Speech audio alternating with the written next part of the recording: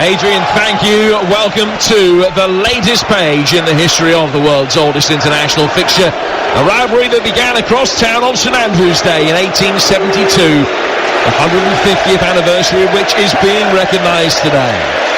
3 months later, they reconvened at the Oval in London and England won, but it was Scotland who held the upper hand in the fixture, leading the series from 1876 all the way through to 1980. Little could they have seen just how the rivalry would escalate and endure. It's a rich history, enhanced by the passage of time, and the fact that what was a biennial perennial is now seldom seen. Each meeting bathed these days in a fresh intensity, born of its scarcity. The 116th instalment of football's original rivalry, about to get underway. Scotland line up with Gunn in goal, Porteous, Hendry and Tierney, Hickey, Gilmore, McGregor and Robertson, McTominay and McGinn and Adams. For England, it's Ramsdale, Walker, Gurhey, Duncan, Trippier, Phillips, Rice and Bellingham, Foden, Kane and Rashford. Well, that first meeting of the two nations was goalless, but the enmity has been punctuated by jaw-dropping moments in the intervening years. Scotland's Wembley Wizards of the late 20s, England's 9-3 in the early 60s. Scotland, unofficial champions of the world in 67. Ali's Army ripping it up in 77 and their fans doing likewise. And of course Gazza's defining moment in 1996. But before this latest instalment starts, we will pause for a moment's silence. Firstly, to remember the former Scotland manager Craig Brown, and also those who've lost their lives in the tragedies of Morocco and Libya.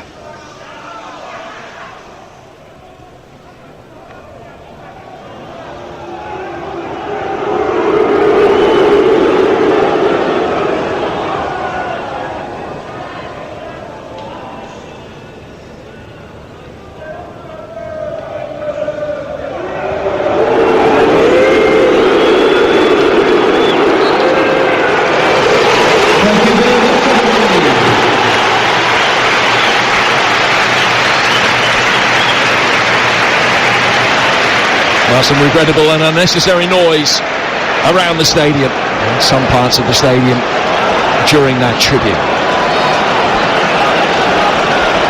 So we're about to get underway. Scotland, dark blue shirts, white shorts, red socks. England, white shirts and blue shorts. Scotland will kick from left to right, defending the West Stand here at Hampden Park. For only the sixth time in 24 years the old enemies meet. Friendly? No. This is much, much more. There's the Hampden Roar that greets the start of Scotland against England. Now we're underway. Long ball pumped forward towards the edge of the England penalty area that's brought under control by Declan Rice. Mark Gurhey, who went in fibre starting on the left with the two centre-halves, gives Lewis Dunk his first international touch for some 5 years. Back it goes for Rice. Rice just outside his own penalty area as he prepares to control this. Bring it under control. Back it goes for Ramsdale, who looked to go long. Scotland pressing with an intensity, England playing out under immediate pressure. Phillips heading it forward towards Bellingham, and then Phillips winning the loose ball back in the midfield and working it wide for Kyle Walker. First opportunity for the England right back to make his way forward. Scotland back in a defensive shape very quickly. Walker can't make any significant progress. Now he can roll it through inside the area. Caelan made a run, but from an offside position. We're a minute in. It's Scotland 0, England 0. Alongside me, we'll hear from Stuart Pearce in a moment. But firstly, good evening, Chris. Well, am I? Yeah, well, I have to say, I think Scotland have had two opportunities, even from the Tierney, straight from kick-off. The ball's in the air long enough. Go and challenge. Win that first header. Win all those little battles. Jack Kenny has an opportunity there just to keep possession of the ball, just fire it into the likes of Callum McGregor in the midfield. And again, it's a misplayed pass, and straight away you're defending again. Now tonight you're going to concede possession, you're not going to see a lot of it. When you have it, you have to be better with it. I think they do have a lot of the ball, Stuart. That is one area that England fans are hoping is better than it was at the weekend, and the England coaching staff will be as well, where England dominated the possession in Wrocław against Ukraine, but by Gareth Southgate's own admission, it didn't really click in the final third, and he'll be wanting some significant improvement on that tonight. He certainly will. I think our defensive side of our game and build-up was okay, but from midfield onwards there wasn't enough cutting edge by any means. Walker trying to drive forward, wins the first corner of the night, which comes off Andy Robertson, backtracking on the left-hand side of his own penalty area. It will be a corner that will be taken on the England right-hand side. Kieran Trippier will go out to take it. I think it's interesting. I mean, at the start of the game, the anthems and everything, there was an atmosphere around the stadium. Scotland have got to be careful. They don't show too much respect for England for the sake of the game. As you mentioned earlier, Chris, when that ball's in the air, the first challenge, whatever, it's not been there at the moment. No, you're spot on. Even there, Kyle Walker driving. Andy Robertson, he's 3-4 yards away. He's waiting for that ball to go in behind. Someone, he needs a little bit of help and double up. Can Tierney go out and give him a little bit of support there? Slight delay before this England corner. Two players making runs from the edge of the penalty area. That's the intention. It's delivered over them out towards Declan Rice, unmarked left-hand side of the box. He's Dinkter, high ball back in. Out comes Gunn as well, punches it clear. Back out towards Trippier on the England right-hand side, the corner taker. He goes to Phillips. Phillips in turn for Walker, the deepest lying of England's outfield players, but he's still 10 yards inside Scotland territory. Phillips has it now inside the centre circle. Marcus Rashford, who's scored in each of his last 3 England starts, waits patiently for a ball in play in his direction on the left-hand side, but Rice just goes back for Walker. England will be more than happy to try and take the sting out of the game in these early stages by dominating the opening spells of possession. Another ball intended for Foden this time down the inside right channel is overhit. That's a pass that England have already inside the opening 3.5 minutes looked for a couple of times, trying to get the ball in between Tierney and Hendry in the Scotland back line. Yeah, well, that's where the space is, Jim. You know, I think Aaron Hickey and Robertson are not in line. It's not a straight back 5. They are a little bit advanced, so that ball with quality down both flanks can cause problems. Angus Gunn there, very, very strong, made a decision early to come out and make a contact. He's winning his 6th cap for his country tonight. All of them have come this year. Angus Gunn, born in England, his dad, a very proud Scotsman, also won 6 caps. Brian, I know, extremely proud of the fact that Angus has switched nationalities and is now playing for Scotland. He's had a very good start to his international career as well, just conceding the 1 goal up to this point, which came from a Haaland penalty. There's a game that Scotland won in Norway. Remember, if Norway against Georgia is a draw tonight, then Scotland will have qualified for the Euros. We'll keep you updated with all of the action from that game in Oslo. The other game in Scotland's group tonight, Spain against Cyprus in Granada. 2 games in England's group tonight, both with big implications as well. Italy taking on Ukraine in Milan, Malta against North Macedonia in Takali. And England by the end of the night may well be in a position where they only need a draw against Italy, live on TalkSport next month, to also qualify. Here's Ramsdale playing out from the back. It's 0-0 with 5 minutes gone here at Hampden Park on TalkSport. Jim Proudfoot, Chris Uwalamo and Stuart Pearce talking you through the action. 2 of the 3 of us have played for our countries. Ball played down towards Rashford, left-hand side of the penalty area. He's trying to find a way through. Past Porteous, who was claiming there was a little double ricochet, but a corner's been given by the Italian referee on the left. I think this is what England have got to do more of that frustrated us so much against the Ukraine. You know, we got the ball into the mid-band and never played those passes that were going to turn the opposition's back line down. They've already played that ball 4 times, 3 on the right, 1 on the left, and it's forced corners. Trippier on corner-taking duty from both flanks tonight. Certainly initially. Phil Foden offering himself for the short one. And McTominay's keeping an eye on that. But it's going to be a right-footed in-swinging delivery towards the edge of the 6-yard box. Very easily repelled. Good header away, though.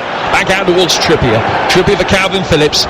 Phillips dinking it over the top and headed away again. This time by Hickey, and now to play for another corner, which will be taken on the England right this time. 6 minutes gone, and England have got 3 early corners.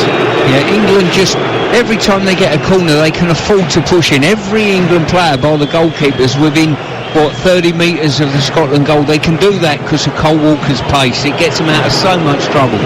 Walker's starting position as the deepest of England's outfield players is still only 8 yards outside the area as the corner comes in. And Lewis Duncan's very adept at attacking those in the Premier League games slightly off balance by the time it got to him in the far post area, and has gone behind and out of play for a goal kick. 7 goals, Scotland 0, England 0 here on TalkSport. England turning over possession again. Foden with a clever little back heel flick down the right hand side. Bellingham able to help it on. Walker just wanted a bit of thinking time before delivering. Didn't really have it. He ends up getting a throw. Scotland feel that it should be a free kick over on the far touchline, and that Walker was guilty of a foul. He then took the throw quickly with Scotland player still down injured over on the far touchline, but Peter Massa, the referee, was having none of that, and they said you'll have to wait. And now that Tierney's back on his feet, play can continue. Back up without the need for any treatment here in Tierney. His club football in Spain this season, having moved on loan from Arsenal to Real Sociedad, where he's made the one appearance so far. England with the throw go way back inside their own half. Dunk to Gurhey. The more inexperienced centre-half partnerships that England have fielded in recent times. Just the second cap for the Brighton man tonight, while it's number 6 for Gurhey. So only 8 between them. Walker wins a throw. Wasn't necessarily his intention coming back. It's flipped off McGinn as he looked to play back towards Dunk. Goes out of play for an England throw midway inside their own half. 8 gone 0. Yeah, England have definitely started the better, more comfortable. Scotland a little bit frantic at the minute, not seeing a lot of the ball, but when they get the opportunity, giving it straight back to England. If it's a poor pass, poor decision making, or even poor positioning, the levels have to rise. Phillips looking it over his shoulder. He's delighted to be back playing football. He's seen only 6 minutes of first team action for Manchester City this season.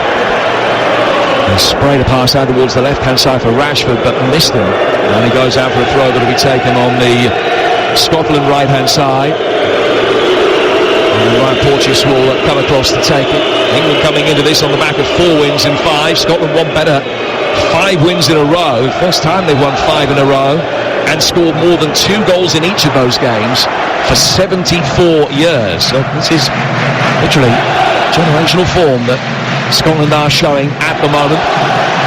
Still 0-0 in that crucial game between Norway and Georgia that we're keeping an eye on tonight, incidentally. And that's a game that the Scots are desperate to end all square. Here's Porteous, back inside his own half.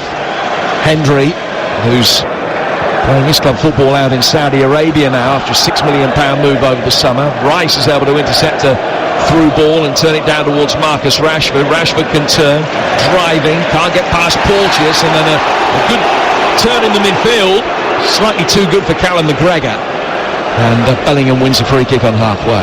Well, it was a great opportunity there for Porteous just to pull that one in behind. McTominay made an excellent run. It's just that quality of pass as well. Declan Rice intercepted it, and like you say, keep possession of the ball and win themselves a free kick on the halfway line.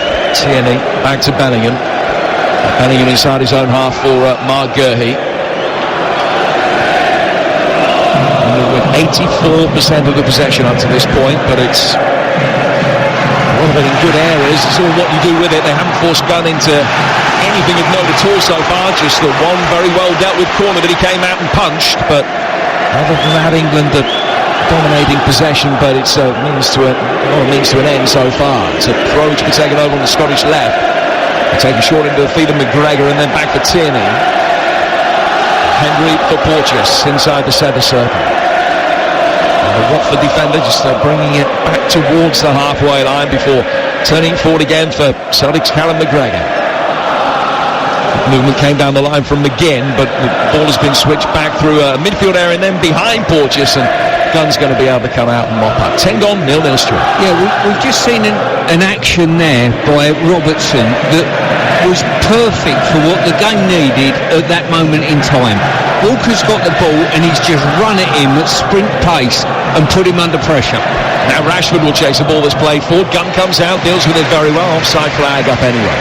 And not only has he done that, he's ended up getting his team a throw-in, gives the crowd a lift, gets his team on the front foot, and that was probably the most offensive action that Scotland have played in these first 11 minutes. And I think they should do a little bit more of that. Now, one of the other games in England's group, Malta 0, North Macedonia 1. From an England perspective, England only need a point at home to Italy next month to qualify if Ukraine and Macedonia don't both win tonight, but North Macedonians are already ahead. Ukraine against Italy is 0-0. Both the games in Scotland's group also goalless at the moment. The only other qualifying goal so far tonight. Belgium leading Estonia 1-0. And night falling here in southern Glasgow with 12 minutes gone at 0-0 as the ball is played for. It's a good turn. Kane able to get across, but he couldn't get past Porteous. Read the situation really well. And it's potentially damaging there for Scotland with Henry having been caught and turned. Kane bulldozing past him. Porteous swept up. Now Scotland will break forward. The offside flag may come up to restrict this attacking phase, and indeed, belatedly, it does. Free kick to England. Well, Scotland can't defend like that. It's 3 for 3. You know, it's a straight ball over the top. Henry mistimes it. Kane reads the flight of the ball ever so well, but Porteous, fantastic defending, seen the danger, anticipated it, got himself over there and intercepts that. But they cannot go 3 for 3. You know, you've got Porteous on Rashford at this side, Henry on Kane, and Tierney on Foden at the other side. It's a straight ball over the top. There wasn't any special movement, no quality. It was just a direct ball that was timed wrong by Jack Henry. Italy lead Ukraine by a goal to 0. Davide Fratesi is the man that has scored that goal. 13 minutes gone. Scotland 0, England 0. In the company of Chris Wellamo, the former Scotland international, the former England captain Stuart Pearce alongside me as well, with Mark Gurhey in possession for England, brought forward towards Calvin Phillips. Phillips back inside his own half for Ramsdale, winning his 4th cap tonight. Clean sheets in the first 2, but brought home the Hungary in the last one. Foden playing the ball forward, but that's easily cut out at the back by Billy Gilmour stepping up and through the midfield. Hickey back for Porteous, had time for the second touch. Gilmour's got it now. Gilmour on the stretch, did well to divert it past Foden, and now Scotland will be able to get going down the left hand side with Tierney finding Robertson. Robertson's ball in, the off balance Gurhey able to steer it away before it got to Shea Adams. Big appeals for a Scotland free kick, and the referee, having had a little bit of deliberation, has given the free kick Scotland's way. 8 yards outside the penalty area, left of centre, Stuart Pearce. I'm thinking this game, and what I've seen at the moment, Jim, is going to hinge on which team play the best quality ball in and beyond the opposition's defence and who make the best runs. Because at the moment, both teams have looked to play that ball in behind, and if you get that right tonight, you'll end up being the victor. Down that left hand side when Andy Robertson there, he's got his head up, Tierney's breaking his neck to get in behind, just take another touch forward, wait a pass in behind, he's trying to buy it into Che Adams' feet. You know, I think it's, if anything, hang the ball up. One of those fight balls really put the defenders at the defensive line under a little bit of pressure there, but fantastic anticipation from Callum McGregor there, going and trying to contest it and obviously winning the free kick. And Ramsdale standing with his back against his right hand post, asking for 3 in the wall. Gilmour and Robertson, the 2 Scotsmen standing over this set piece, just slightly left of centre, and it's pretty much at the limit of range. I mean, the wall is 4 yards outside the box, so it's a thick end of 35 yards out here. Well, an opportunity to dink it in for the aerial challenges. Robertson, Porteous coming to attack it. It was Dunk that got his head to it just. Phillips won the seconds inside his own penalty area. Now Walker's more than happy to hammer it clear. Kane will chase after it. Robertson back defending. Has sold his goalkeeper short. No, not quite. Gunn read it really well and got outside the penalty area in time to clear. I've got to give Dunk credit there. He followed the run, and it was a great ball into a really good area for Scotland. But Dunk just saw it out and got the first contact. Here's Dunk at the back for England. And playing it for Rice, and then Phillips out to the right-hand side. Walker's miscontrol is a moment that's accompanied by howls of delight and derision from the Scottish faithful here. A crowd of about 51,000 here at Hampden Park tonight. Here's Andy Robertson, played out to the Scottish left. 2 inside the penalty area, including Scott McTominay, who's been in such wonderful goal-scoring form, but they don't get a chance to deliver. Andy Robertson was the pass, but it just went past him briskly. And he goes out for a goal kick, which will be taken by Ramsdale for England. We're 16 minutes in, and having weathered the early storm, it's been a better 3 or 4 minute spell for Scotland, a little bit more proactive and on the front foot. Yeah, definitely. I think a little bit more quality as well. Callum McGregor, Andy Robertson and McGinn linking up very well. Again, turning down the opportunity to put the ball in the box. And yeah, ask the question. You know, it's we've got players in there that can go and win those aerial duels, keep the ball alive, never shy away from putting the ball in the box. McTominay, Robertson. And then McGinn trying to work it back into his path. Dunk gets it away. It'll almost immediately come back. Gilmour doing well. Then a strong challenge from Declan Rice in the midfield on McTominay. Well timed. England might have a chance for the counter-attack. Kane didn't make the run Rashford was anticipating. And it just goes through to the edge of the Scotland penalty area. Real harem-scarum stuff in the heart of that midfield battle. It was 0-0 the last time the two sides met. England had hit the post by now through John Stones, but despite having overwhelming possession that day at Wembley, England, like Scotland, only managed one shot on target in that game. At the fifth meeting, this is the sixth between the two sides this century.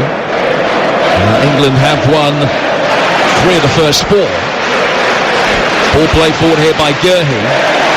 Good strong header back by Porteous. Phillips trying to get it over the top. Rashford might be offside here. Flag stayed down for now. He'll cut onto his right foot and then work it back in for Foden, who skies it over the bar. Yeah, it's that sort of pass that we've just seen there. A simple ball, nice and composed by Phillips. Just helped it on over the top of the Scottish back line, and with the pace that the likes of Rashford has got, he was straight onto it.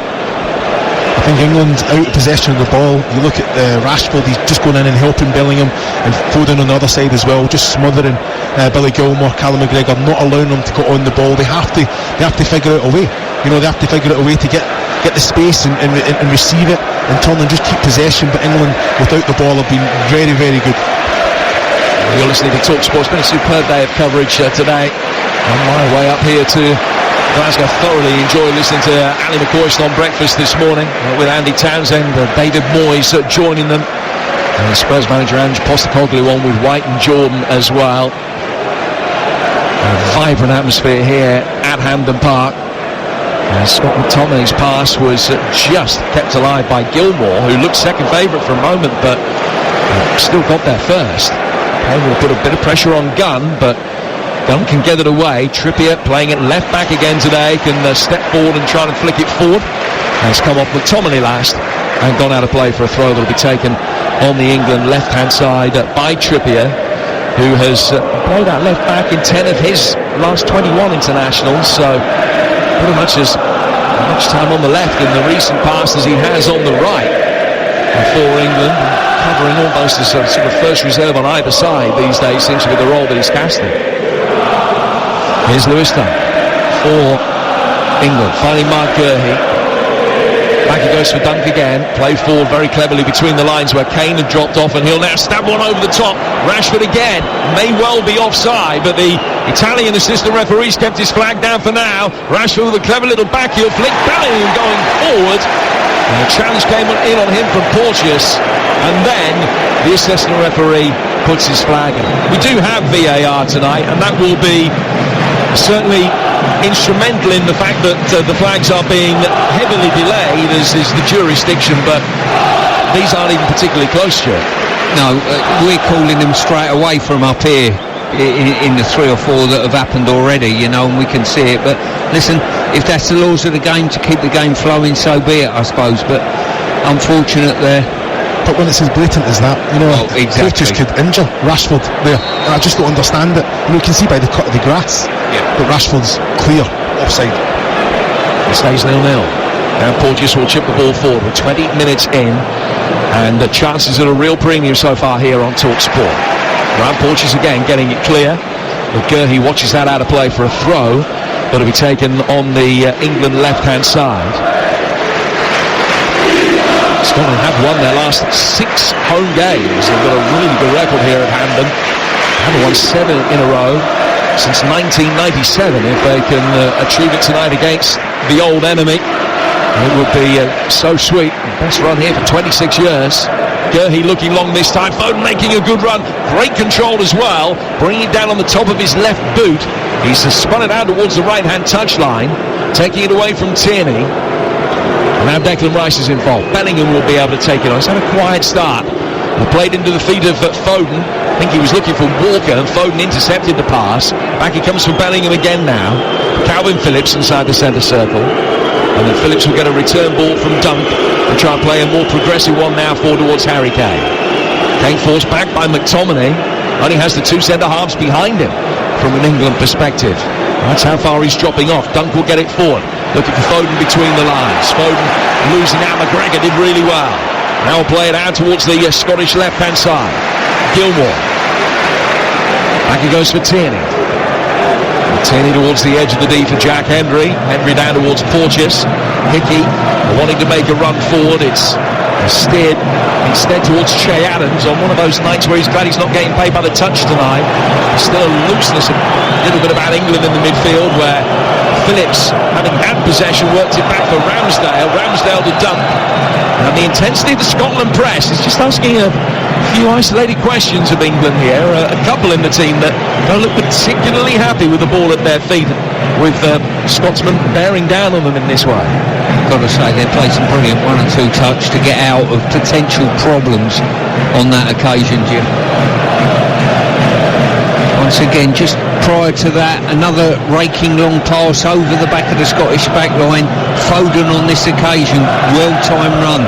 And if I was playing in the England side now, my first look would be beyond the opposition's defence. Yeah, it's on every time. I think Hickey and Robertson are taking a more advance, so it's basically 3 for 3. So if you're marking your man, it's impossible if the ball's perfect. It's a running race.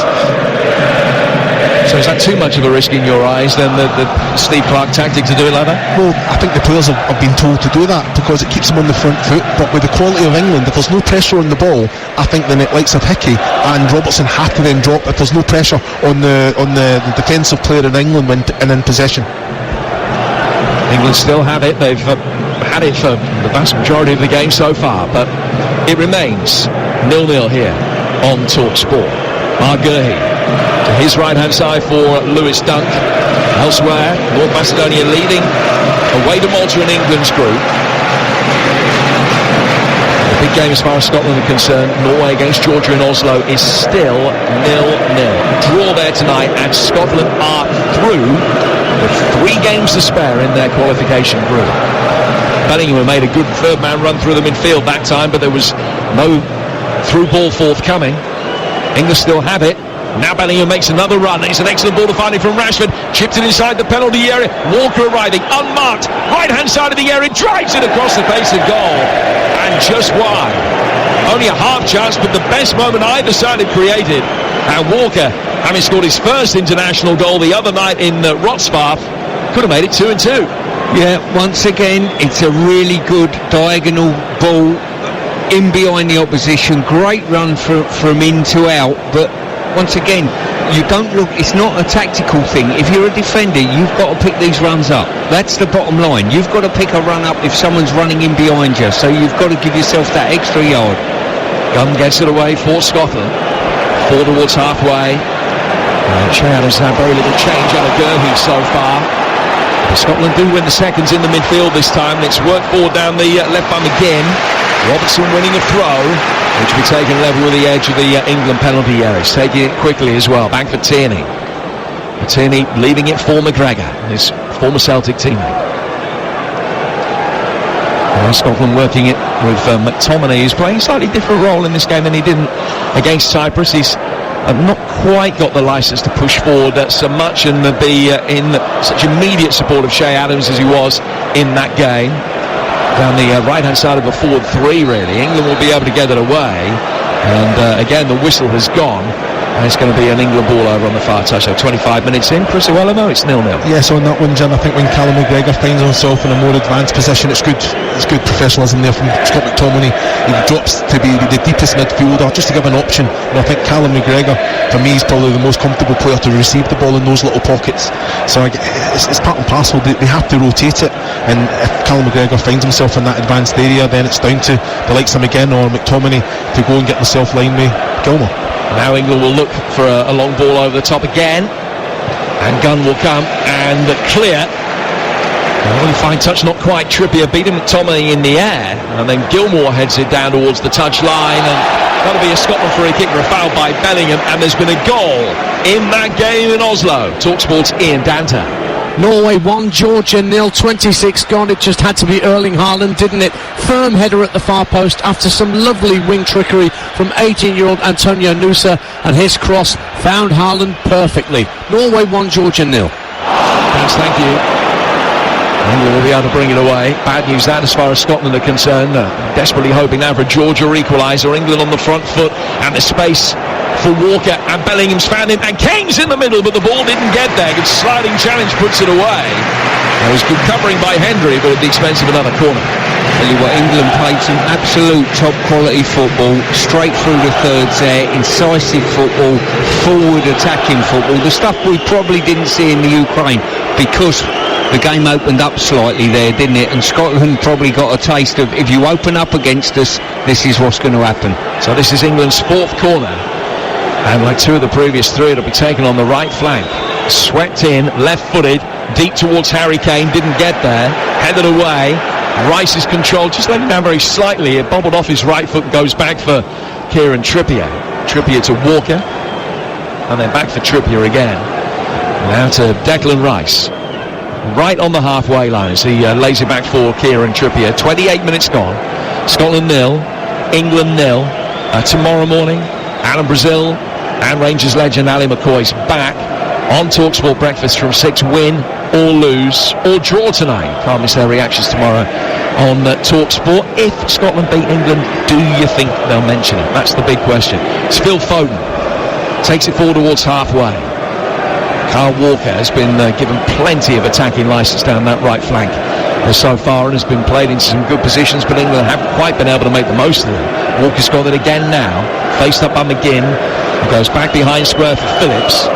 Phillips in turn to Duncan. He'll go all the way back for Ramsdale.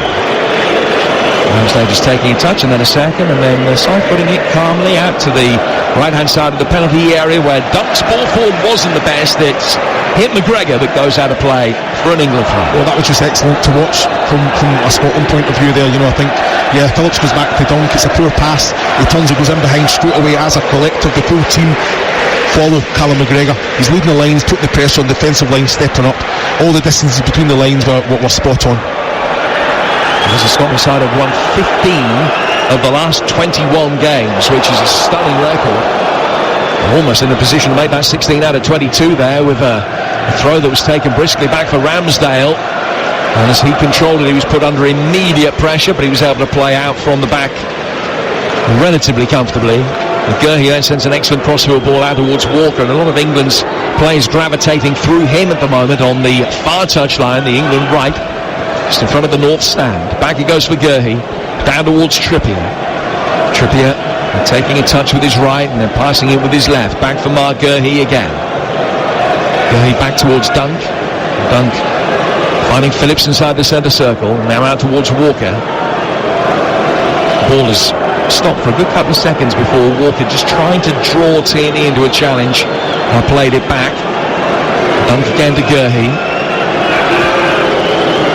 And England have slowed this down pretty much to walking pace again. The ball literally stationary for a couple of seconds before Dunk side-footed it forward, that time towards Phillips. Phillips now towards Bellingham with the quick feet in the midfield, and he got past one, but not Hickey.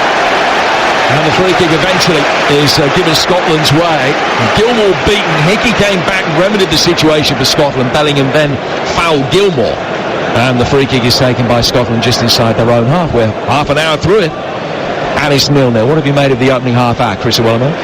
Yeah, well, I think Scotland at the minute, they're having their moments. Still, I need a little bit more quality in that attacking third. What I have to say is Bellingham, Rashford and Foden, very, very compact. And even when they're in possession of the ball, trying to find those little pockets. Scotland will be able to bring it forward now down their left. Over on the far touchline. Back he goes for McGregor. 0-0 here on TalkSport. McGregor. Chance for Robertson to deliver. High ball just too high for Scott McTominay, waiting on the edge of the 6-yard box. It swung past everybody and goes out of play for a throw on the England left. One of the games in England's group. Italy leading Ukraine now by 2-0 in Milan. That's a Frattesi goal again. He scored them both. And actually ostensibly good news for England, because it does mean if it stays that way, then England will only need 1 point in their next game at home to Italy, live on TalkSport on October the 17th, to make it through to Euro 2024. Scotland hoping to be there tonight, but Norway lead Georgia at the moment in the game. The Scots need to end as a draw. Foden, right hand side of the penalty area. This one all square at the moment as well. Bellingham Twisting, turning, little ball flick forward, Rashford, back out towards Walker, drives it in, and he's taken deflection off Phil Foden to give England the lead. England with football inside the Scotland penalty area, 5-6 passes. Rashford potentially in an offside position as he linked up the play. As Walker drove it in, Foden was onside, and he's there to flick it in past Gunn, and it's Scotland 0, England 1. Yeah, the build-up was good, but once that ball arrived on the edge of the box, it was too many Scottish players just transfixed on the ball and not staying with runners, and it was too easy. Foden come inside into Bellingham, and then they just picked a simple pass through the back line, and too many players wrong side of the ball, and Walker's got an eye for a goal now and is looking to whether he was shooting or whether he was passing, who knows. It's an excellent reaction from Foden. He knows exactly where the goal is and just kind of steers it goals there. You know, I think all the power was in the shot from Walker there. It's definitely a shot. It's an excellent touch from Phil Foden. When it was close to being offside, there were two defenders almost level with Marcus Rashford as he linked up the play. One of them stepped forward. Robertson was a little bit slow in getting forward. The VAR still having a look at it. That shows how tight it is. And the referees are going to give the signal for the game to restart. He does. The goal stands. Phil Foden. His fourth goal for his country. As he starts his first international since the World Cup quarter-final defeat to France. One Manchester City player has found another, however, inadvertently, to give England a 1-0 lead. Scotland 0, England 1 on TalkSport. Yeah, as I say, the little balls, either slid or long balls in behind, as long as England keep making those runs, I think they'll cause a problem to Scotland. I just want to touch on Mark Gahey at the moment. I think he had a decent game against Ukraine. I think he's played his way into the game very, very composed in the game tonight. You know, comfortable on the ball, knocks it around, and done his defensive work pretty well. Bellingham, Rashford, England looking for a quick second, having broken the deadlock 13 minutes before half-time. Trippier now play down the left-hand side for Rashford. Rashford getting a return ball, protecting it well around the edge of the penalty area. Phillips joins in. He can chip it down towards Jude Bellingham.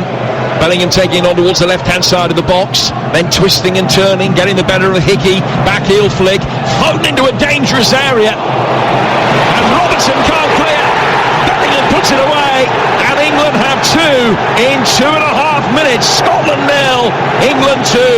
Foden and Bellingham with a double strike. Jim, if truth be known, when England play at high revs and high tempo, little give and goes is too much for Scotland at this moment in time, and they put the ball in behind, good back heel, and in it come, and when the ball come in, panic ensued, bad clearance and an easy tap-in. Yeah, Andy Robertson there, I think he'll be disappointed, just couldn't work his feet. He's just got to clear it. It's an easy clearance, just couldn't kind of get his feet right. But you look at Bellingham, he doesn't give the ball away. It's quality. He starts this little back heel, always on the move, anticipating it, can it break to him? And like you say, it's an excellent finish. It's coming in. Just Andy, too much time there. I don't understand why he's trying to pack. He just got to put the right foot through, or put it out for a corner with the left. Yeah, he's just got caught in two minds, I think. He's had a look at it and thought, hang on, I've got more time than I think I have, and then he saw out the corner of his eye Walker pressurising him and panic ensued. Jude Bellingham, who scored 5 goals in his first 4 games for Real Madrid. That's just his second goal for his country, adding to the one that he scored against Iran in the World Cup. A big moment for Jude Bellingham, a big 3 minutes for England. Scored twice in it and lead here by 2-0 at Hampden. Not good news for the Scots in Norway either. Their game against Georgia now 2-0. We'll get details in a moment. Scots looking for an immediate response here, taking it on inside the penalty area. Tierney trying to get it in, and then it was flicked away from Che Adams. And there were appeals for a penalty, but perhaps optimistic ones. Referee Massa, though, has told Porteous to wait before restarting play with the throw, because the VAR is having a look at a potential penalty incident. Yeah, I don't think any of the players' reaction dictated there might be a handball there. I'll be surprised if it's given. Gahey, I think they're looking at He's sort of gone to the ground and it's hit it. Right, I think it's his hand, maybe shoulder, who knows?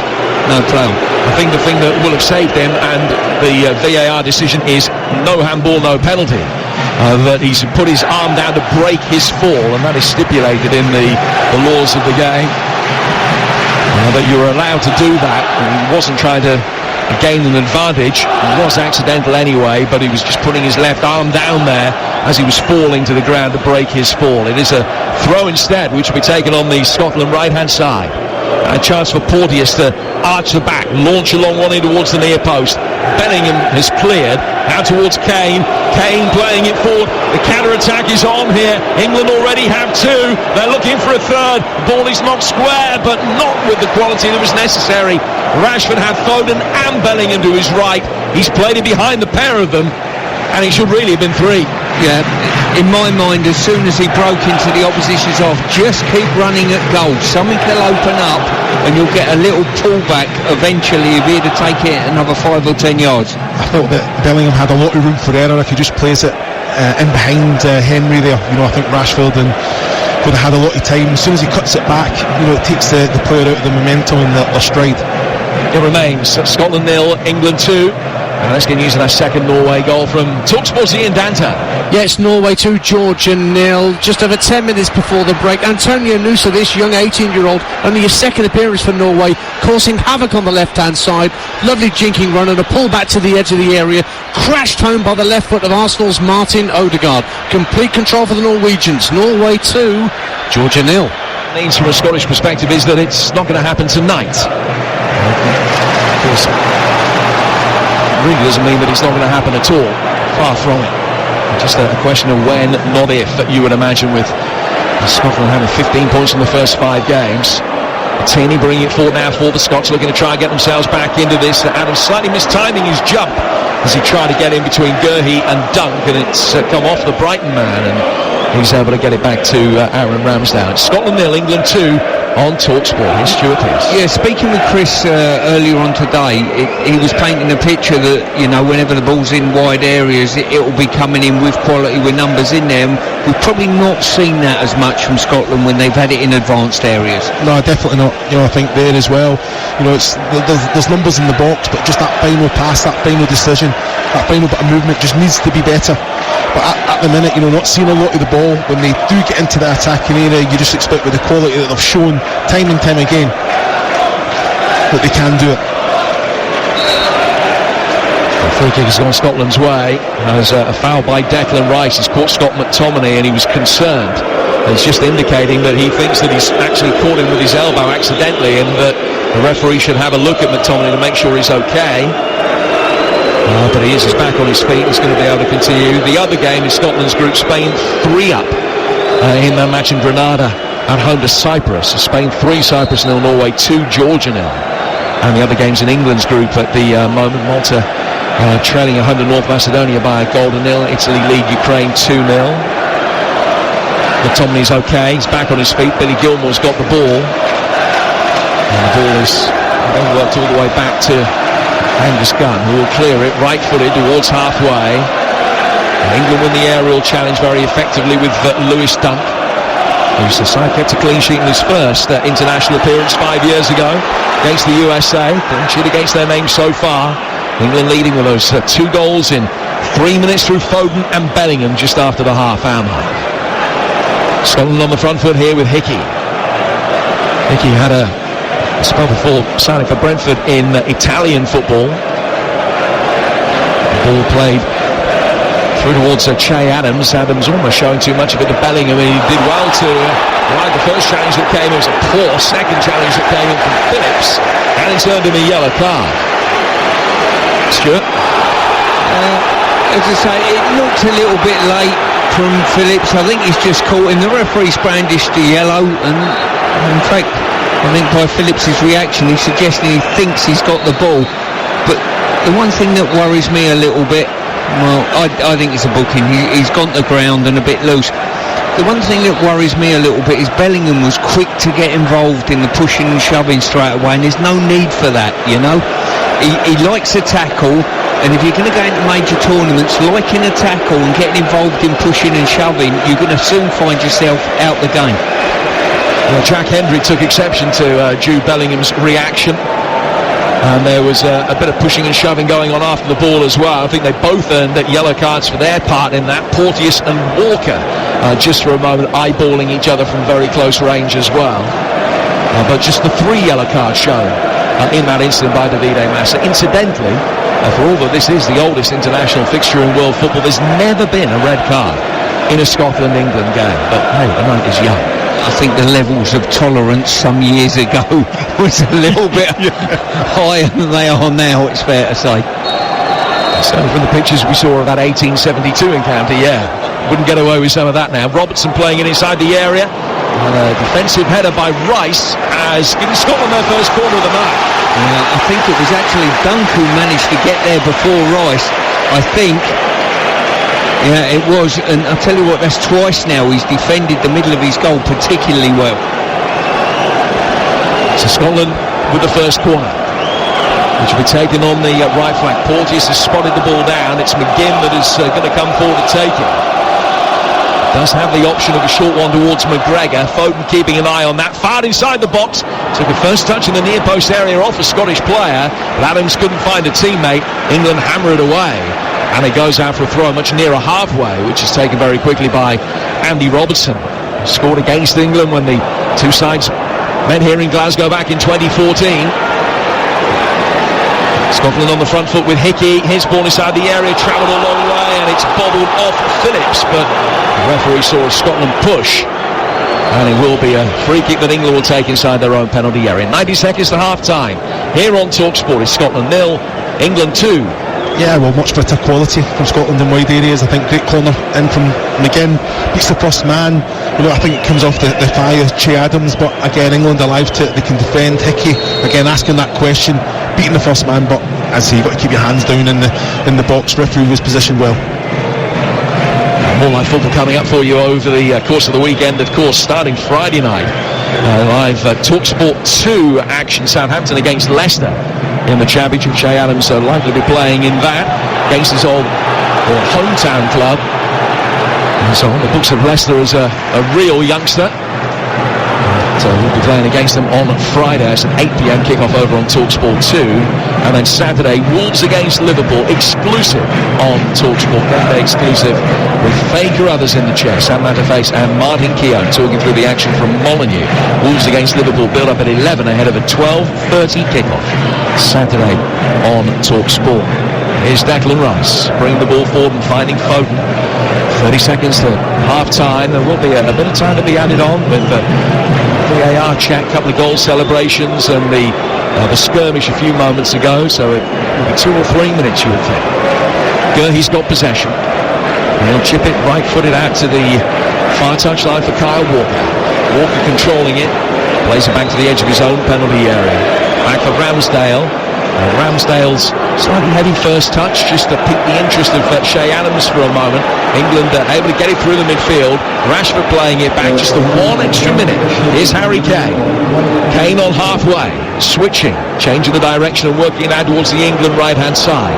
Slightly unorthodox control from Kyle Walker, leaning over it and sort of pushing it to the ground with his chest before getting back off one knee and regaining possession. Gurhey goes back for Dunk. Dunk forward for Declan Rice. Rice 10 yards inside his own half as a couple of Scottish players making life difficult for him. Gilmour just gave him a little shove, but England maintain possession and go back for Ramsdale. Just a question of seeing the remaining seconds off the clock here. Ramsdale's not going to do anything until Adams comes out and engages, and then Ramsdale looks long, looking for Kane, finding him. He's got the better of Porteous. Play forward towards Bellingham. Bellingham towards the edge of the penalty area here. It's a chance for England to make it 3 right at the end of the half. And Foden's crossfield ball didn't quite pick out Kane. He was just coming into the 6-yard box but couldn't get there in time. And when England have been able to push forward, they've been able to unlock this Scottish defence with relative ease as the half has gone on. England with plenty of possession in the opening 25 minutes, found a way through just after the half-hour mark with Foden. He was then instrumental in Jude Bellingham scoring a second 3 minutes later. And at the break, it's Scotland 0, England 2. Now it's an age thing, but am I allowed, Chris Iwelumo, as an Englishman, to like Baccarat and Yes Sir I Can Boogie? Is that okay? It is an age thing. I was 5, I just still remember it very clearly. A change for England. Maguire for Gurhey is the change for the second half. So Harry Maguire will be partnering Lewis Dunk. I would imagine that's a premeditated one, as long as the situation of the game decreed that it could be made for Gareth Southgate. 3 halves of football for Mark Gurhey, 3 halves of football for Harry Maguire over the course of these 2 games. We're back underway. That's the only change that we've seen so far tonight. England going from left to right in this second half. Scotland defending the east stand here at Hampden Park, and they've got an early goal kick lining up with Gunn in goal. Back 5 of Hickey, Porteous, Hendry, Tierney, Robertson, Gilmore and McGregor, McTominay and McGinn, and Adams. England have Ramsdale in goal. And then Walker, Dunk, Maguire and Trippier, Phillips, Rice and Bellingham, Foden, Kane and Rashford. Scotland coming into this had only conceded once here at Hampden in the last 6 games, which was a goal scored by Ireland's John Egan. But they shipped 2 in a 3-minute spell in the first half. It is Scotland 0, England 2 here on TalkSport. Jim, I can't get the vision out of my head of you in 1978 wearing a pair of Vince Hilairs on the dance floor to Baccarat. I really can't. As a 5-year-old, it was a lively nursery school that I went to. The ball is out of play for a throw, which will be taken over on the far touchline. What an education, as you can tell. 1970s music, tick. Maths and English, yeah, not so much. The ball played for by Scotland. Adams trying to hold it up, waiting for McGinn to be able to play it into his path. It didn't happen, and England will be able to play it forward. Foden is almost a perfect ball for Bellingham's run. Porteous in the end can mop up before it got as far as Rashford, but Foden just trying to lay one in almost lazily with the outside of the left boot to curve it and to get it to die into the path of Bellingham. He very nearly got it right. Ball's gone out of play for a throw, which will be taken on the England right-hand side with 2 minutes into the second half. And here are the thoughts of the former Scotland international, Chris Iwelumo. Well, what I do have to say is Angus Gunn, I think his distribution is excellent. Always looks to try and play. If nothing else is on, with quality, goes from back to front. John McGinn there again, just has a look around, knows that he's in time and space, and still tries to flick it with the head to Robertson. Take it on the chest, get us up the pitch, and take it from there. Maguire. It's gone back for Ramsdale, and then Phillips can bring forward Bellingham for Calvin Phillips again, and now towards Walker, who just dropped his left shoulder for a moment and threatened to play the ball one side of Robertson, ended up going the other. England have maintained possession relatively easily. Here's Harry Maguire again. This is the first of England's last 13 games in which Maguire hasn't started, but we'll get 45 minutes tonight, and his name now being sung by the England fans away to our left. I think Rashford felt he was fouled. Play is allowed to continue. Scotland have possession on halfway. They've gone back to Jack Hendry. Hendry down the left-hand touchline for Kieran Tierney. Tierney working it forward into the feet of McGinn. McGinn trying to turn. Left-hand side of the area, and he unrifled one that might have just been creeping in the bottom right-hand corner. It then hit Adams and spun across the goal the other way, but well won. And out of play for a goal kick. It's Scotland 0, England 2. Yeah, I think Ada at half-time was asking Chris, can Scotland get in the game? If England drop off the pace a little bit, it will happen. There is no doubt. You've got to keep if you've got your ascendancy in a game, keep your foot on their throat all the time and try and get that third goal, because the game changes very, very quickly. It's Lewis Dunk that's got it. On the edge of his own penalty area, played for Calvin Phillips, and Phillips just lost it for a moment as Andy Robertson very quickly applied the pressure. Phillips wasn't sure where the ball was between his feet. It's gone out of play for a throw which will be taken on the Scotland left-hand side. Foden comes across and almost gives a consolatory high five to Calvin Phillips, who put his hands on his head for a moment, who was so frustrated that he'd given the ball away. It's given Scotland the chance to launch a long throw inside the penalty area here. From Tierney, helped on and cleared by Bellingham. Right footy shot goes over the bar, but the first attempt that we've seen from Scotland, Billy Gilmore it was that met it. Came to him about 20 yards out, round the edge of the D, but leaning back he couldn't keep it down. Well, from a long throw, I think the ball bounces right on the 6-yard line, central of goal as well. But again, England defensively anticipate that, clear the danger. Not the best of clearance, but a poor touch from Billy Gilmour right at the edge of the box. Had to kind of wrap his right foot around it and just couldn't get the accuracy with his shot. But better from Scotland. Bellingham helping it on through the midfield for Kane. Kane, who scored a very late equaliser the last time the two sides met here in Scotland. A game that England led, going in with 5 minutes to go, and they've conceded twice. And Kane rescued the situation. That means that England have arrived here in Glasgow tonight having not lost on Scottish soil since 1985. Ball headed forward by Maguire at the back for England. Hendry mops up, gets it back for his goalkeeper Gunn in all yellow tonight, and then an offside flag is up as Gunn played it forward. Very firm aerial challenge from Maguire, which has left one of the Scotland players, I think it's McTominay, on the deck. But he's come back from an offside position, so when play restarts, it will be an England free kick on halfway strip. Yeah, Maguire done extremely well there. A couple of good challenges from him and a good header. Obviously, comes on every time he puts a white shirt on, he don't let down, and every time he puts a white shirt on, he plays under pressure, so you've got to give him credit for that. There's almost a frisson of excitement from the Scotland fans whenever he has the ball at his feet.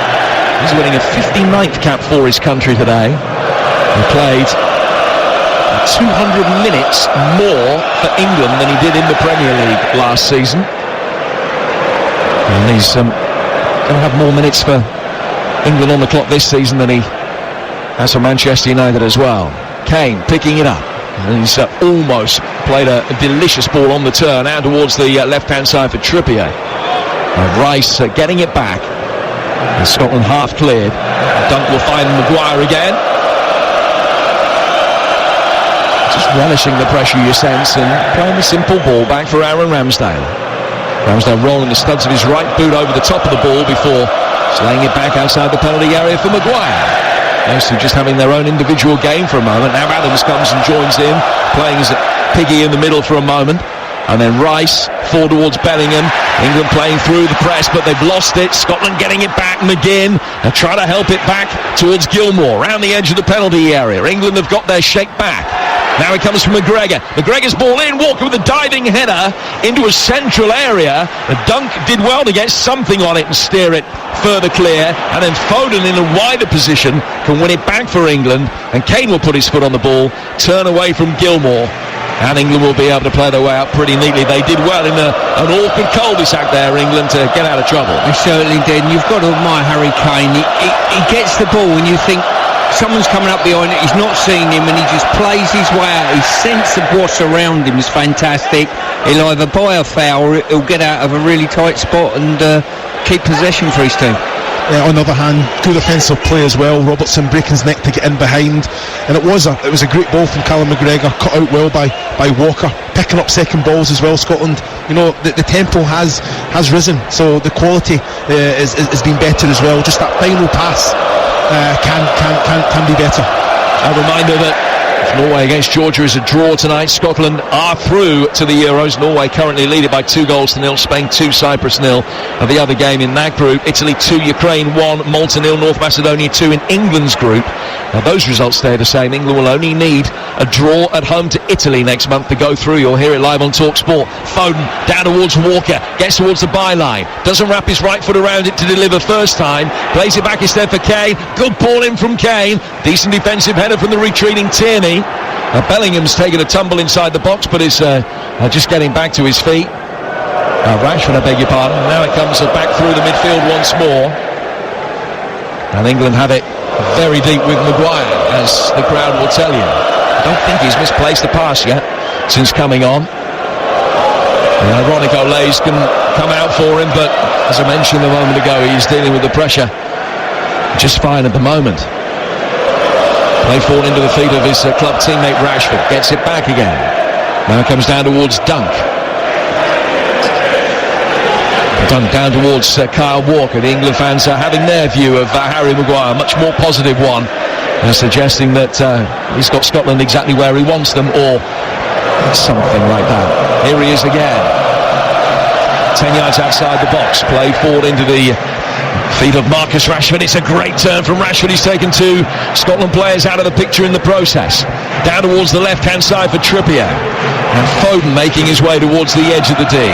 Ball is played out towards the left for Jude Bellingham. And Bellingham just hoping to feather it into the path of Kieran Trippier. Hit it twice as hard as he needed. And it's gone out of play for a throw that'll be taken over on the Scotland right-hand side. But 10 minutes into the second half, Chris, not too many positive signs from Scotland's point of view of being able to get themselves back into this as yet. Yeah, I think the only success Scotland's having is because England have taken their foot off the pedal a little bit and defending a little bit deeper. I think they can go forward anytime they want with quality, and Scotland are scrambling a little bit, so it just has to be a little bit better in possession for Scotland.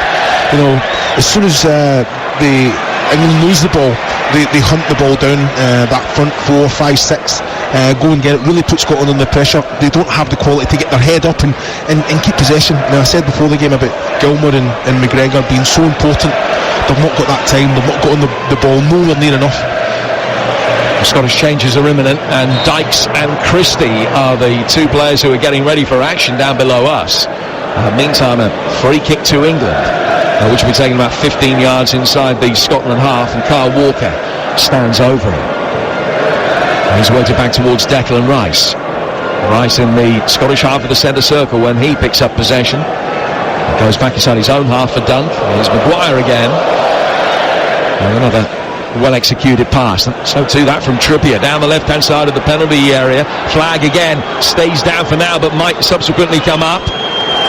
An opportunity for England to deliver. Bellingham trying to work the angle. Into play with Rashford. Rashford out towards Trippier. Marcus Rashford has it again.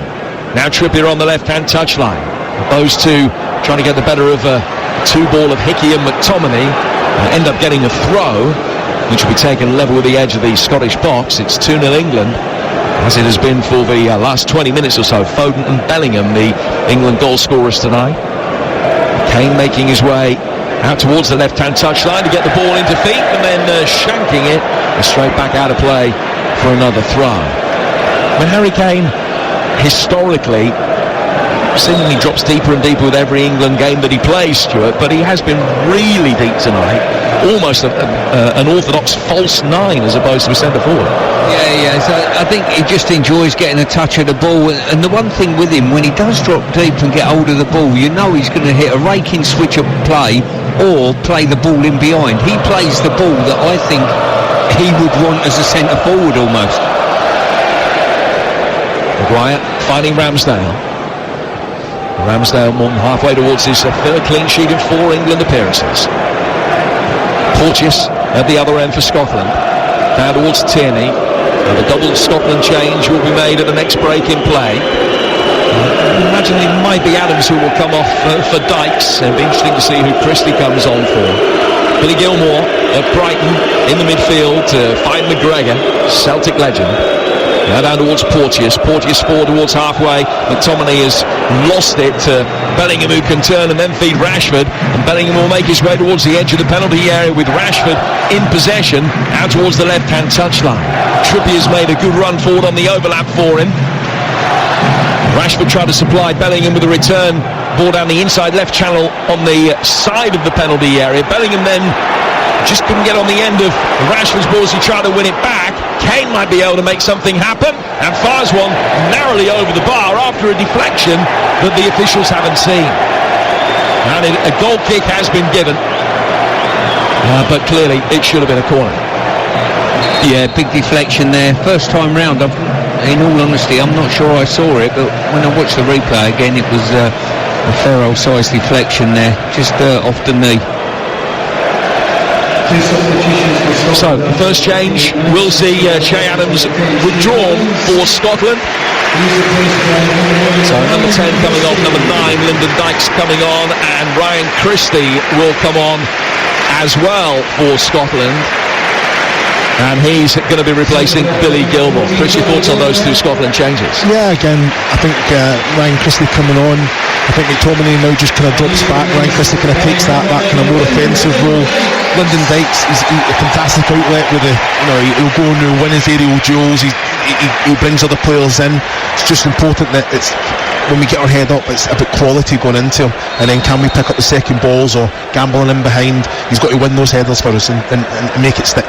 Well, as I mentioned earlier, Che Adams back in action Friday night for Southampton, along with international teammate Stuart Armstrong. They take on Leicester. It's live on TalkSport 2 Friday night from 8 o'clock at St Mary's. Saturday, Wolves against Liverpool is a game day exclusive. 12:30 the game starts, 11 o'clock the build-up on TalkSport. Manchester United against Brighton in the Premier League, exclusive on TalkSport 2. It's not on UK TV. 3 o'clock it kicks off on TalkSport 2 Saturday afternoon. And then also a couple of tasty games from the Championship. Cardiff Swansea, Saturday tea time on TalkSport 2. And Sunday lunchtime, Millwall Leeds. Some fantastic games over the course of the weekend for you. On the TalkSport network, we'll bring you nearly 500 games over the course of the season, more than anybody else. 2-0 with half an hour to go in this one in England's favour, as they look to make it 7 wins in 10 against the Scotland side. Have only lost 1 in 10 coming into this, which was a friendly defeat away to Turkey.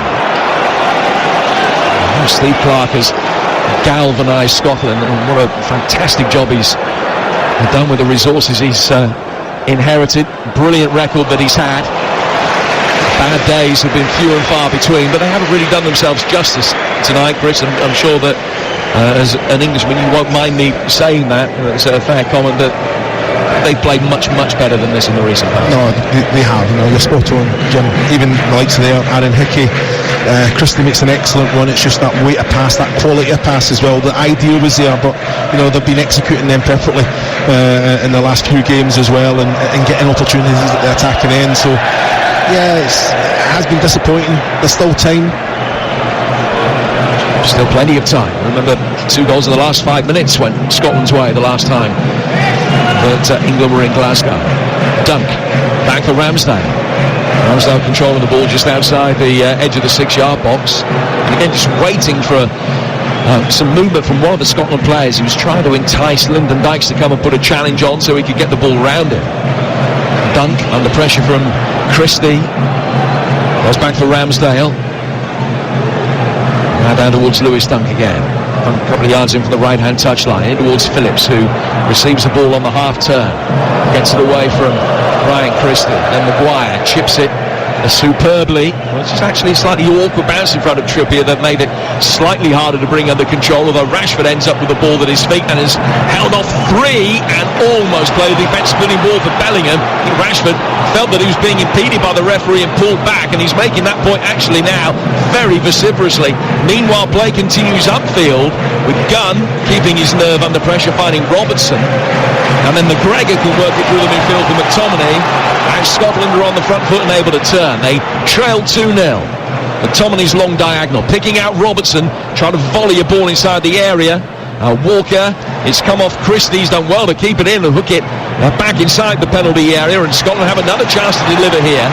Robertson, Ford, Christie. It's been lively since coming on. Little layoff. Back for Robertson, deep ball from him, but Dykes had made a run into the centre of the 6-yard box. The ball went to the far post area, and Trippier could let it run across him, and out of play for an England throw. Scotland 0, England 2 on TalkSport.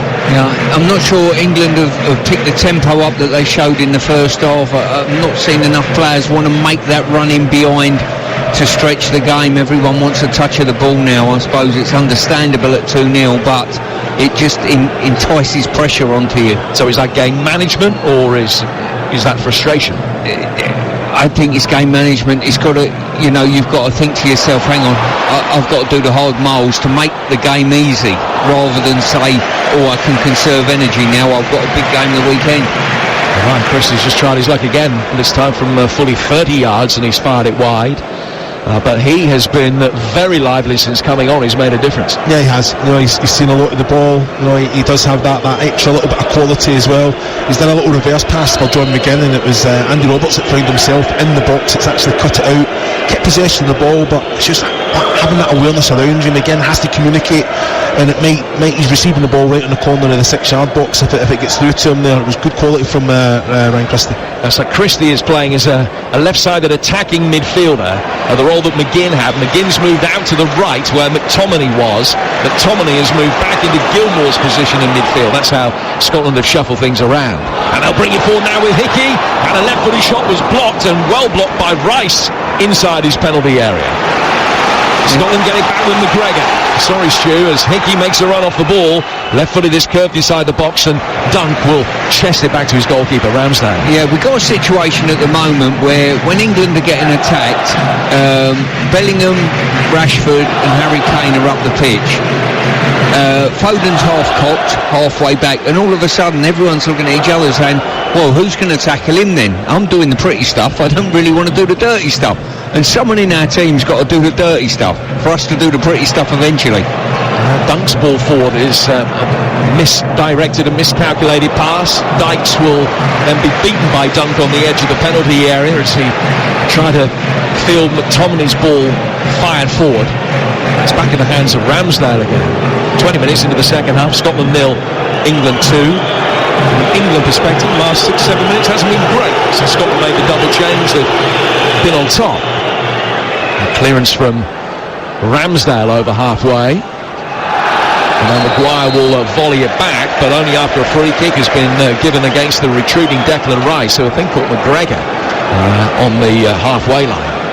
That's a free kick that Scotland will look to take with Jack Hendry. If Scotland were to score the next goal, then the game changes markedly. It is 2-0 to England at the moment. Tierney plays on the left of three centre-halves for this country. Christie's done well again, finding McTominay in space in the midfield. Now it goes out to the dark, thick-set Hickey. Hickey towards the edge of the penalty area. McTominay trying to help it on. Maguire is in there. Hickey around the corner of the penalty area. Trippier did really well to dig it clear. And England will try and break. And will break quickly down the left-hand side with Rashford. And he's got Kane and Bellingham making runs ahead of him. He's found Bellingham. Bellingham trying to hook it across. But he sliced it over the bar on the turn. And he's had to play for a goal kick. Scotland are getting a lot of success just as McTominay and again for the fact that England have dropped a lot deeper. When you're talking about the front three, the front four doing that ugly work, the distances are too big. Now Scotland will bring it forward again with Robertson sliding it in. It's in for an own goal. And Scotland are back in the game. And it's thoroughly merited after the last 6 or 7 minutes. Robertson picking up on the right-hand side of the penalty area. And it's Harry Maguire on the stretch who's got a left foot to it and diverted it in past Ramsdale. And midway through the second half, a lifeline for Scotland. Harry Maguire's own goal makes it Scotland 1, England 2. Yeah, as I say, this is the penalty you pay if too many of your players want to take easy street and see the game out when the game isn't there to be seen out. And as it came across, it was Maguire who's put his foot out and directed it into the goal for an own goal. But too many England players are the other side of the ball and not breaking their neck to get back goal side. Well, they've got to make their mind up. They've got to step up and make sure the distances are right. I think it's an excellent ball from Andy Robertson. You know, in behind, Harry Maguire has to make contact there. He has to make contact. If anything, a better contact, put it out for a corner and clear. Such a difficult one for a defender to defend there. Well, the goal has come at the end of Scotland's best period of the game, and they're hungry for more. Robertson will bring the ball forward here. Dykes down towards the left-hand side again. Robertson hooking it inside the area, and Dykes got there first, but off balance as he climbed, could only get the forehead to it and flick it wide. But there's a different feel around Hampden Park now. Scotland have halved the deficit, and they feel that there's still plenty of mileage left in this game for them to get a positive result. Well, England have opened the door a little bit, and Scotland have put their size 10 Dr. Martin straight through it and gone after the game, and credit to them for it.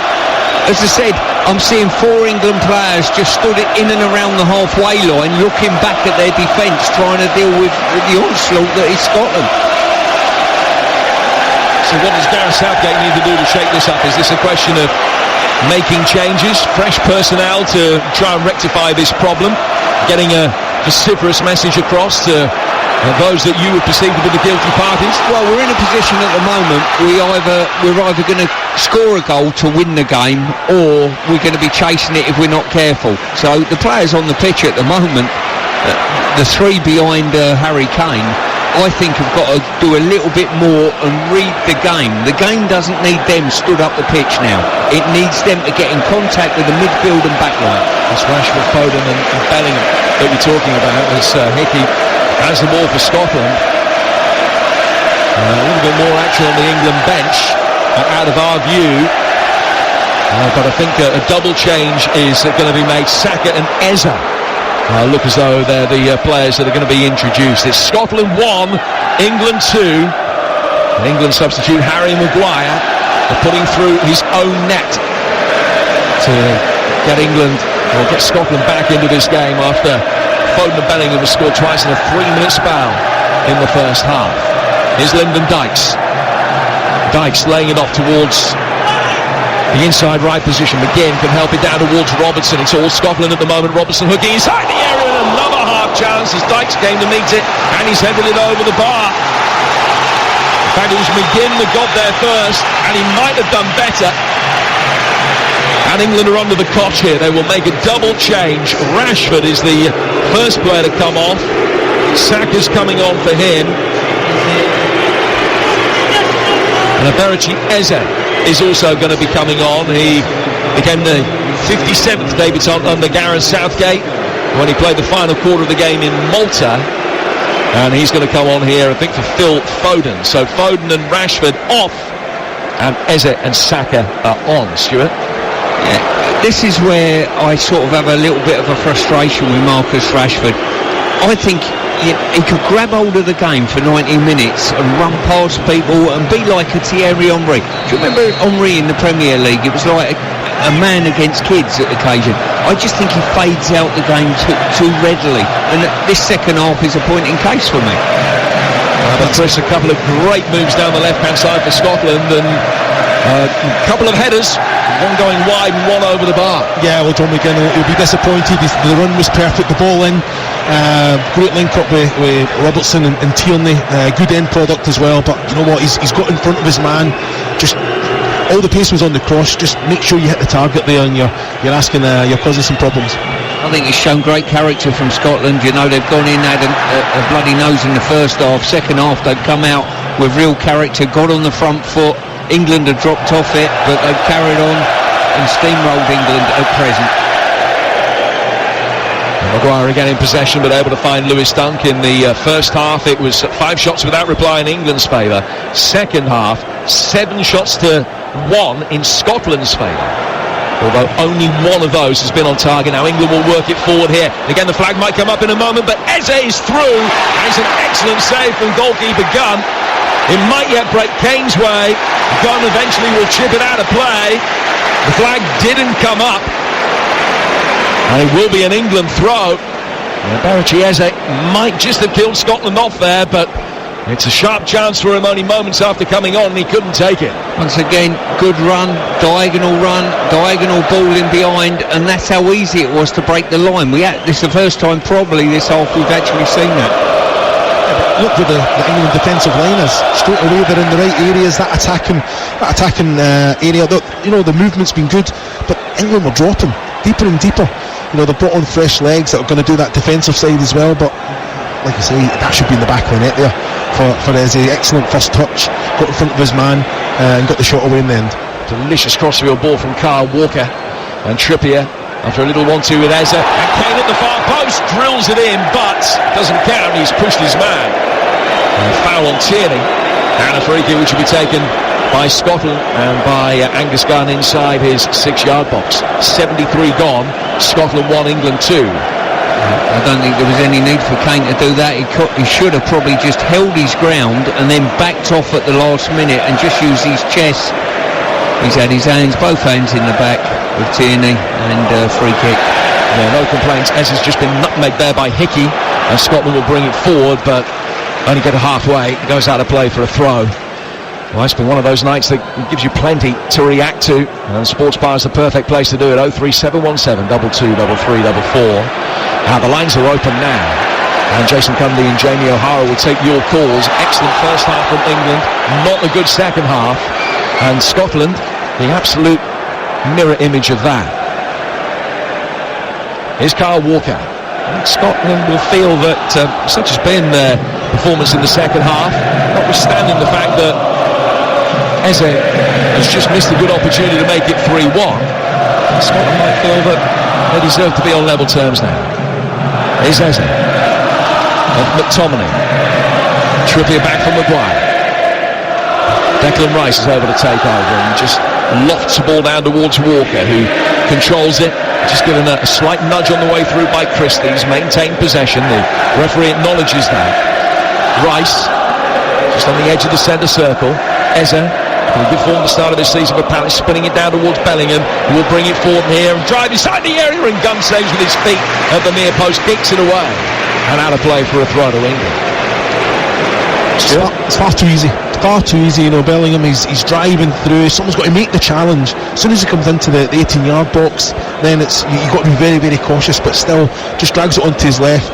Tries to find the near post area there. Good save with the foot of right foot of Angus Gunn. Yeah, he's got a lovely way, hasn't he? He just sways with the ball almost. Got to be a challenge, though, Stuart. Here's Kyle Walker. Walker back for Lewis Dunter. Walker again. Bukayo Saka is putting down towards the right-hand touchline, really keeping the width for England since coming on. There's no possession now, just glides back inside, which he did quite beautifully, to good effect in that game against Ukraine at the weekend, where he forced a stunning save from Bushchan and tipped his effort onto the bar. It's the closest that England came to a winner that night. Here's Maguire. We're in the final quarter of an hour here on TalkSport. Jim Bradford, Chris Owellamo and Stuart Pearce talking through the action at Hampden, where Scotland 1, England 2. And Lewis Dunk's given it away. Phillips trying to rescue it in the midfield. And McGregor's won it back for Scotland. And it's then played back in by Robertson. And it goes through to Jack Hendry. Hendry to his right-hand side for Porteous. And Porteous travels into England territory, playing it into the feet of McTominay. Now back towards retreating Lyndon Dykes, whose family hail from Dumfries. The Dykes on the book of Queen of the South for some time, but he himself born and raised in Queensland, Australia. And a sack is pulled back and a yellow card is shown. It's the fourth of the night. And a free kick which will be taken by England. I think it was Tierney who was the guilty party there, and he's been cautioned in the book, along with Hendry, his teammate, and Phillips and Bellingham of England. Scotland 1, England 2 remains the score. Walker to take this free kick from halfway. Just flights out towards the far touchline. The referee has said, no, take it again. I'm not too sure why. He's just putting his notebook back in his pocket, or was the ball moving? Not sure, but it's going to have to be retaken. The message has now got across to the players, and Bellingham will just help the ball down towards Walker so he can re-spot it. Now everybody's happy and we can restart proceedings again. Walker flicking forward for Rice, who made a good run for him off the ball. Down towards Bukayo Saka. 2-1 to England, but Scotland asking some decent questions. Jude Bellingham in a central position, 25 yards from goal. Chip down towards Rice on the corner of the penalty area. Steers the header back for Kyle Walker. Good shape on his ball in. Saka couldn't quite get there. Eze can on the edge of the penalty area after it's half cleared. Now it comes for Rice. Rice to Kyle Walker. Didn't quite reach him. Headed away, but only as far as Saka on the corner of the penalty area. Trying to twist and turn. Robertson blocks the shot. Rice is able to pick it up, and Tomlin snaps at his heels, but Rice maintains possession. Good ball in from him towards Kane, and it's steered away at the far post by Hickey for the first England corner of the second half. Great play there by Declan Rice. A potential break on. He deals with that, drives to his right and whips a fantastic ball in. Horrible ball for Scotland to deal with, and Hickey done extremely well. It's a bit of shape about England now that the substitutions have been made, with Eze and Saka coming on. Trippier going across to take the corner on the England left. 11 to go. just too far ahead of Bellingham, who made a late near-post run. Scotland repel it. And England will work it all the way back for Ramsdale. The Scots are going to be bringing Ferguson on in a moment, and Armstrong as well. And Scotland have pushed forward, and England with one long ball forward have got in behind, albeit in a wide position. Down he comes through the midfield for Declan Rice. Rice back for Phillips. Phillips in turn to Harry Maguire.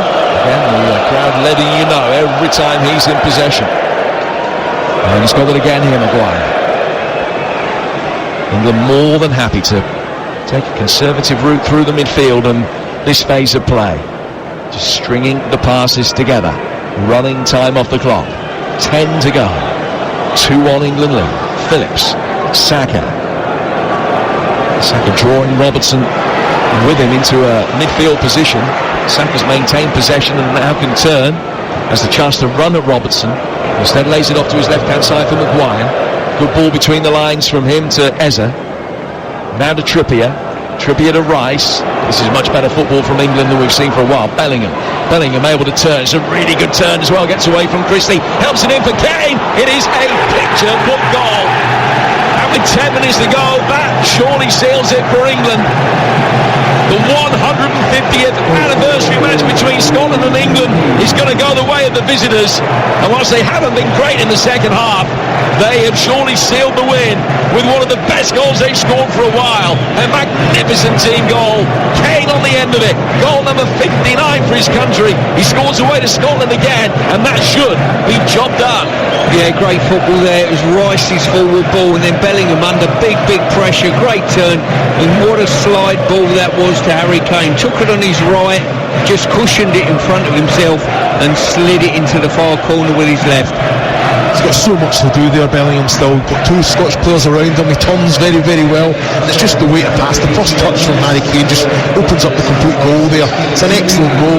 You're thinking, what can you do to affect it? Can you get a challenge on Bellingham? You know, there's got to be some sort of contact there. You can't roll two men. As I say, this kid's got some quality though, Chris, to be fair to him. Scotland on the back of that will make a double change. Tierney and McGinn off. Stuart Armstrong has come on, and Lewis Ferguson, who's a regular for Bologna in Serie A, comes on as well for his 7th cap, like 5 of the previous 6 off the bench. 8 to go. Scotland 1, England 3. I don't know how many passes there were in that move for England, but certainly in the 20s or 30s, so many of the England players were involved in it. And Kane put it away with aplomb, his 8th goal in his last 8 games, his 2nd against Scotland, and it's his 51st goal as England captain in 61 games, his 59th goal for his country all told. Scotland 1, England 3 on TalkSport. I think when the dust settles on this one for Gareth, he'll be looking and saying, you know what, we played some really good football on occasion, but there was that period in the second half, and if we're taking someone on later stages of a big tournament, you won't get away with a downtime in a game. Scotland play the ball inside the penalty area now from a free kick, and Porteous coming around the back was put under enough pressure from Rice that his header couldn't hit the target. England's turn for a double change. Gallagher and Wilson are the players that are coming on. Harry Kane's number the first to come up. He will be coming off, but he's done his job, and Bellingham off as well. So Kane and Bellingham off, and Gallagher and Wilson on. Yeah, as you say, Bellingham's been pretty solid tonight. He's played some great flashes. He probably epitomised England's performance, I think, Bellingham. Some of the best stuff went through him, and then there was that little bit of period in the second half where Scotland come back into the game, and then what was needed in the game, it was probably a better defensive shape just to see out the press from Scotland, and we just got a little bit loose. So 2 of England's goal scorers have made way in this double change. The other one, Phil Foden, already off. 3-1 England lead, and it's their fans that you can now hear away to our left-hand side in the sort of 8 o'clock area of Hampden Park if you're looking at this big bowl as a clock face. Wonderful stadium. And it's been treated to a good game tonight. A free kick taken by Scotland inside their own half. Christie. He's certainly done his chances of starts down the line. The world of good for this little cameo that he's produced coming off the bench. Ball goes out towards the Scottish right for Hickey. And then he goes back towards Porteous, 10 yards outside his own penalty area. Long driven ball forward from him, giving Dykes something to chase, knocked away though by Maguire. Christie might be first of the loose ball in the midfield. Phillips stuck a toe in which could divert it into Scotland territory. McTominay has it back. Hickey will take a touch and come inside and then hit the ball behind square for Jack Hendry. And Hendry now brings it forward and plays it down towards Robertson on the Scottish left. Elsewhere, incidentally, the other games in Scotland's group is still Norway 2, Georgia 0, which is going to postpone the celebrations of Scotland's qualification. The other game in that group, Spain 6 up against Cyprus. And in England's group, North Macedonia lead 2-0 in Malta. It's Italy 2, Ukraine 1. And if those results stay as they are, that means that England will only need a draw against Italy to qualify. We'll have that game for you October the 17th live on TalkSport. England next in action on October the 14th when they play against Australia, and that one live from Wembley as well here on TalkSport. The long ball played forward by the Scottish backline. Christie will chase it, but easy for Walker to mop up, and he'll just guide a header back for Aaron Ramsdale. 4 to go, and Scotland 1, England 3. Well, I've got to say, Scotland very patient with it, playing across the back line. So many opportunities that they can go with quality up to Lyndon Dykes. He's moving, he's presenting himself, and it just wasn't the case. And then it's Ryan Christie that's running in behind, and that's when we decide to go. It's important with quality. Hit the big man, and then can we pick up second balls? You know, he is going to win more often than not than those aerial duels. And goes back to Ramsdale into the final 4 minutes. And the lines, remember, open for Sports Bar here on TalkSport. Your chance to react from either an England or a Scotland perspective. 03717 22 3344. Jamie O'Hara and Jason Cundy taking your calls. And TalkSport's England correspondent Faye Carruthers will be speaking to the headline makers from both sides. And we'll hear from the managers as well. All of that reaction to come with your reaction interspersed on TalkSport on the Sports Bar.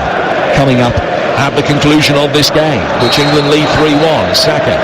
And so what a free kick. Fouled by Robertson. Declan Rice. Back for Dunk. And then to Calvin Phillips. Phillips will go back to Dunk. Stuart, what have we made of Lewis Dunk's first performance for his country for 5 years? Yeah, I was just going to pick up on him. I think he's done very well. He made a couple of very, very good defensive headers when we needed him in the centre of the goal, and I think on the ball he's more and more composed, and he fits into this England setup very well. If you're asked to deal with the ball at the back, he's certainly adept at doing that. Well, he's got it now. He's more than comfortable and confident of bringing it forward, and he's found Saka. Saka in turn to Walker. Callum Wilson makes an early darting run. Walker happy just to slow things down for a moment. Then Gallagher makes a run from the centre of midfield out of the right wing, but Walker doesn't look to play him in either. And England will work it backwards just to maintain easy possession. They'll find Phillips, and then Dunk, and then Ramsdale, and then Maguire. And the ironic cheers when Maguire in possession have dissipated long since. Harry Maguire own goal tonight, but that's probably the only mistake that he's made. His distribution from the back has been excellent. They're holding it by 3 goals to 1 with Phillips now in possession. I think Ramsdale's done himself no harm tonight. He's shown he's had nothing to do basically with his hands, but what he's done with his feet has been pretty impressive, I think. And now Scotland will be making another change, and Jack and Patterson are the players that are going to be coming on here, Chris. Yeah, again, it's it's like for like. You know, you're looking at Jack. He can just come on, likes of Callum McGregor, just sits in front, receives the ball, and can he move with it? And then Nathan Patterson, just that energy down the right hand side. You know, I think he is very, very lively, great potential. And like I say, he is going to. Well, he has a fantastic player already, but he is going to be one of the good ones. So it is Jack and McGregor and Patterson for Hickey, two like-for-like swaps. Ryan Jack has only started one of Rangers' league games so far this season, but on for his 17th cap. Nathan Patterson, who's an ever-present for Everton in the Premier League this season, on for his 50th. He's still only 21 as well. He's got a very bright international future ahead of him. 3-1 England lead. Phillips looking the ball forward. Looks as though unless there's a dramatic late Scottish comeback, that the trivia question is still going to be in place. Who was the last Scotland player born in Scotland to score a winning goal against England? Just give you a little bit of time to contemplate who that might have been. Last time that Scotland won a game against England, Don Hutchison, who was born in Gateshead, was the scorer of the goal. Last time that England lost in Glasgow, it was Richard Gough who scored the goal. He was born in Stockholm. England winning it back again with Gallagher in the midfield. Gallagher, just got the wrong pass in towards Wilson, who was quick to let him know. Gallagher had done the hard work there in driving forward, but he couldn't find Wilson. And the ball goes all the way through to our right-hand side. Into 3 minutes of stoppage time, there has been another goal in Norway. Ian Danter. Interesting. Norway 2, Georgia 1 as we enter stoppage time. Budu Zivzivadze gets a goal back for Georgia, steering the ball home really neatly at the near post from across from the left. Maybe Scotland might have some good news after all. Couple of minutes of stoppage time left. Norway 2, Georgia 1. A Georgian equaliser there, and Scotland have qualified tonight. And that would certainly lift the spirits here at Hampden Park. We are in 3 minutes of added time at the end of the game. England leading by 3 goals to 1. Dunk just flicking out towards the left-hand side. The answer to that question is that it was John Robertson, who was the last Scottish international born in Scotland to score a winner against England. And the ball chipped by Ramsdale down towards the near side. Walker helping it on. Saka will chase after it and has lost out to Ryan Jack. He's been fouled. Jack claimed that he just stood his ground. Robertson helping Saka, back to his feet. And it's a free kick which will be taken on the halfway line by England's Carl Walker, who's had another excellent game tonight, Stu. Yeah, yes. I mean, it was, I think I read somewhere or heard somewhere that he was contemplating international retirement. He will be a massive loss to England when it's time to hang his boots up, as he would for Manchester City. His turn of pace just improves by the year. Yeah, Gareth has talked about international retirement twice. And this is still very much a boon, his presence in the England right-back position. Scotland have the ball in the midfield with the very neat and tidy Ferguson. Chance to pull the ball inside the England penalty area one last time, but far too far ahead of Lyndon Dykes, and it just goes through for Ramsdale. This one petering out. The third goal really has killed it off. Yeah, in fairness, I don't think that's a bad ball from Ryan Christie there. I think Lyndon Dykes is a little bit frustrated. He's not seen a lot of it at the minute. He's shown up. He's wanting the ball. He's not receiving it, but he's just got to be alive. If he makes that run there for Christie, he's definitely going to be getting on the end of it. Good quality there from Christie. Still playing in Oslo. Still Norway 2, Georgia 1. Last knockings here at Hampden Park. Eze finding Gallagher. He's a one-time Palace teammate. Now goes out towards Trippier. Declan Rice firing the ball back to the heart of the England back line, where Dunk will be able to bring it under control. Down towards Kyle Walker. Walker with a long ball forward, inviting Saka to chase after it. Gunn coming to the left-hand side of his area, dealt with it with no threat. Forward towards Robertson. Robertson back for Hendry to Porteous, and towards the right-hand side for Patterson. Patterson turning into trouble, but fouled by Eze, and that is the last action of the game. The 150th anniversary match between Scotland and England ends in the same way as 48 of the previous 149 in an England victory, and their record in this fixture in the recent past very impressive. Haven't been beaten here on Scottish soil since 1985. a record that seemed destined to continue tonight when Foden and Bellingham scored twice in a 3-minute spell just after the half-hour mark. A Harry Maguire own goal made things decidedly interesting. Scotland missed a couple of decent chances after that, but Harry Kane was at the end of a wonderful England team move to make it 3-1. England's performance up and down. Scotland gave a good account of themselves at times, particularly in the second half. But England have got the job done. They've won by 3-1, the 600th victory of their history.